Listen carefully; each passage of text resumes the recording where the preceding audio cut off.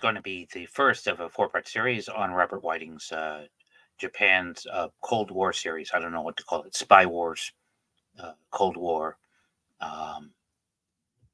Deals with the Soviets, and when Robert was in Japan from 1961, and he worked for both the NSA and the CIA.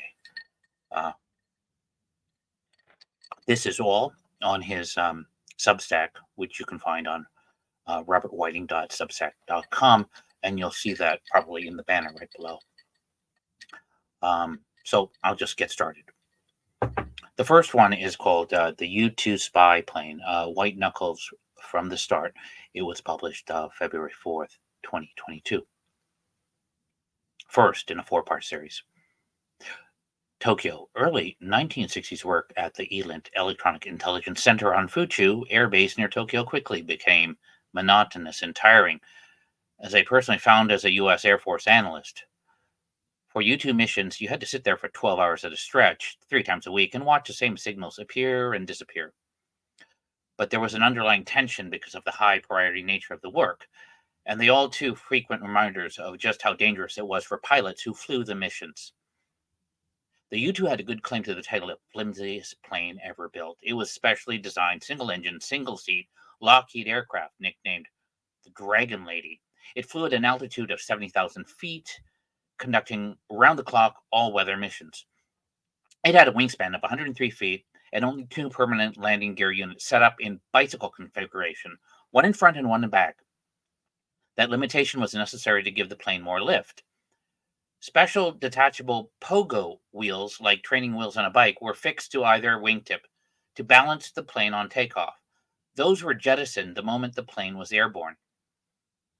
When it landed, workers on the tarmac kept pace with the incoming plane while it touched down, and as it was coming to a halt, crew members raced to grab the wings, wrestle them down or up as needed, and reaffix the pogos to prevent the U-2 from toppling over.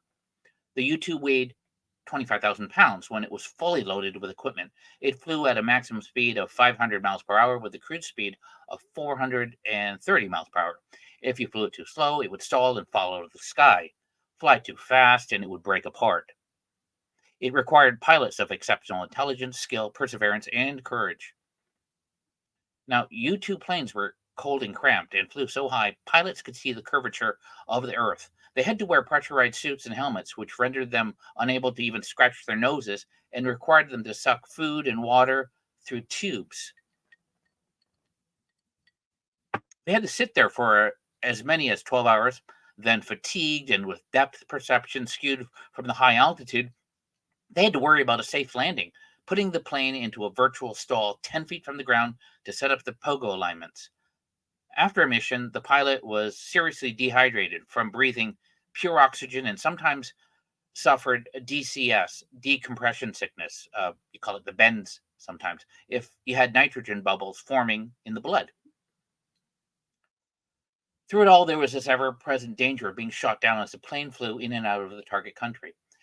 The high altitude the U-2s flew at was supposed to have kept them out of range of enemy fighter planes and missiles, but it did not always work out that way, as Gary Powers discovered.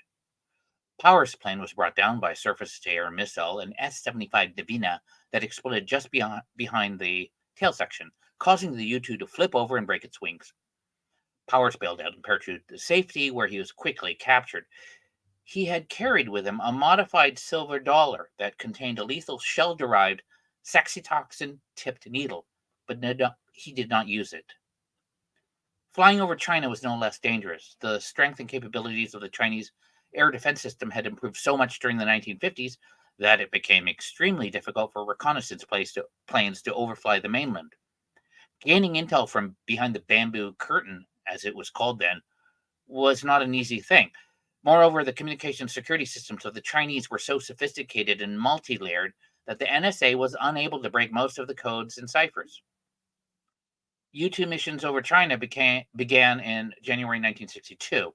Between September 1962 and September 1967, 5 U-2 aircraft, all flown by Chinese nationals pilots, were shot down over the mainland by Chinese air defense interceptors and surface-to-air missiles. One down. The low-altitude P-2V flights were also frequently attacked, sometimes more than once, during the course of a mission. Ground searchlights would light up the sky, flak would explode all around, and bullets would slam into the fuselage. Or perhaps a MiG-17 fighter would suddenly appear out of nowhere. Pilots would take evasive action, diving underneath the ground radar below 1,000 feet.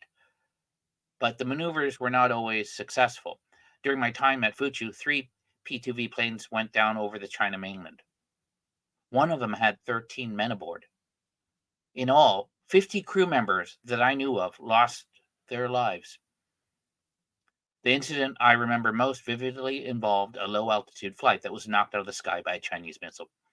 An agent had been sent in afterward to locate the fallen aircraft, destroy onboard equipment, and retrieve the tapes, which were then delivered to the Elint Center. I was assigned to analyze a tape. I sat there and listened to the pilot's commentary in halting English as a navigator called out coordinates, marking radars as he flew toward Shandong and his death. Coordinates: 37 degrees north. 121 east. Coordinate: 37 degrees north. 120 east. Check. Over land now.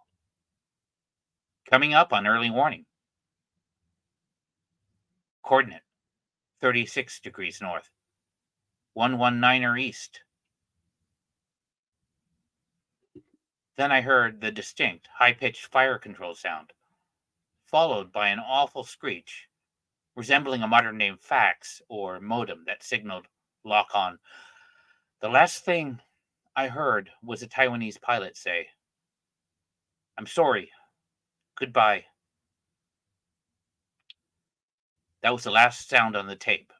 No bang, no boom, no sounds of explosion, just silence. I felt sick, nauseated. For the first time in my life, I understood completely the meaning of the word courage. Human scarcity. Try as it might, the CIA garnered very little human intelligence from within China. It was extremely difficult to recruit and control agents inside the Chinese mainland.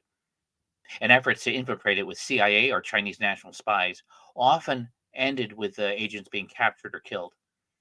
In 1962, for example, I learned much later, out of 873 Chinese nationalist commandos were sent into communist China on raiding missions to capture prisoners and collect intelligence. 172 did not make it back. Subsequent missions in 1963 suffered an 85% loss rate. What was left for the CIA was to buttonhole refugees who had made it into Hong Kong, then a British crown colony. But the reliability of the information gathered this way was suspect, to say the least. That left overflights as the primary source of intelligence. That is the end of part 1. I will come back with part 2 shortly. Thanks for listening, and if you like this, please subscribe. And please check out Bob's Substack, or you can also go to his homepage, tokyojunkie.com. Junkie with an IE rather than white. So it's a TOKYOJUNKIE.com. Thanks again.